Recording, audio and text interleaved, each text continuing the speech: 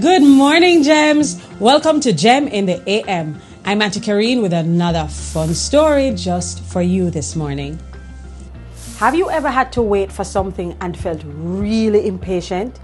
Maybe you were waiting for your turn in a game or counting down the days until your birthday. Did you wait calmly or did you feel frustrated?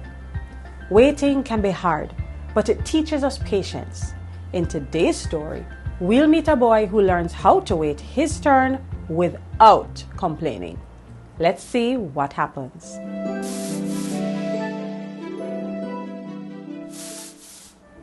The playground was packed and the long line for the slide stretched all the way to the swings.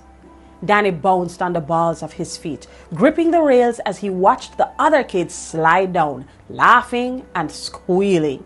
"I've been waiting forever," he muttered to himself, glancing up at the bright, twisting slide that felt so far away. "Why is this taking so long?" His friend Marcus stood behind him, casually kicking the dirt. "You're going to get your turn soon," Marcus said. "But I want to go now," Dany whined, crossing his arms. Marcus grinned and nudged Dany's arm. "You know what my grandpa always says?" Dany raised an eyebrow. "What?" "He says, patience isn't just about waiting, it's about how you wait." Marcus shrugged. "If you wait with a bad attitude, time feels longer. But if you wait with a smile, time flies by." Dany frowned. "How do you smile when you're waiting in a boring line?" Marcus pointed to a girl at the front of the slide. She waved down to her family, giggling. "She's having fun before she even slides." I think that's what patience really means. Being okay with waiting because you know something good is coming. Dany thought for a moment. He even remembered the Bible verse his Sunday school teacher taught him. But if we hope for what we do not yet have, we wait for it patiently. Patience wasn't about rushing.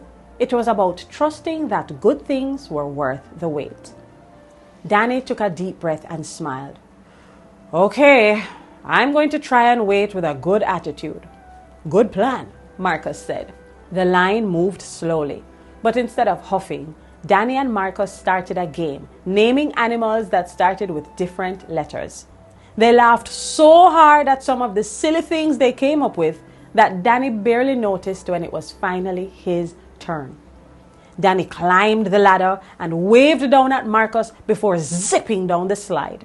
The wind rushed past his face as he laughed. When he landed at the bottom, Marcus was waiting with a grin. "Worth it, right?"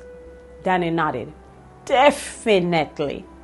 As they walked away, Dany said, "Marcus, you are right. Waiting's not so bad if you don't spend the whole time being mad." Marcus clapped him on the back. "See? I told you. Good things come to those who wait." Dany smiled. He'd learned something valuable. Patience wasn't just waiting, it was waiting well. Let's talk about you. Have you ever had to wait for something and felt frustrated? What did you do while you waited? Did it help to stay calm and patient? Just like the boy in our story waited for his turn on the slide, we can practice being patient in different areas of life. When we wait with a good attitude, we show self-control and trust in God's timing. Now here's your gem challenge for today. The next time you have to wait, whether for your turn in a game, for dinner, or for a special event, practice staying calm and thankful instead of complaining. You can count to 10, you can take deep breaths, or you can think about something positive while you wait. And of course, our Bible verse for today comes from Romans 8, verse 25. But if we hope for what we do not yet have, we wait for it patiently. Let's get into Gem Parents One-on-One.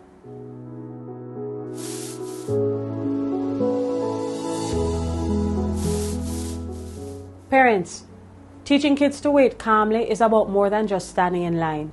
It's about self-control, patience, and learning to trust in God's timing. Today's episode reminds us that practicing patience in small moments prepares kids for bigger challenges in life. Here's what you can do at home. Praise their patience. When your child waits calmly, say, "I love how patient you are." That shows maturity. Give them small waiting challenges. Have them count to 30 before opening a gift, or wait a few extra moments before starting an activity. Here's the tough one. Model patience.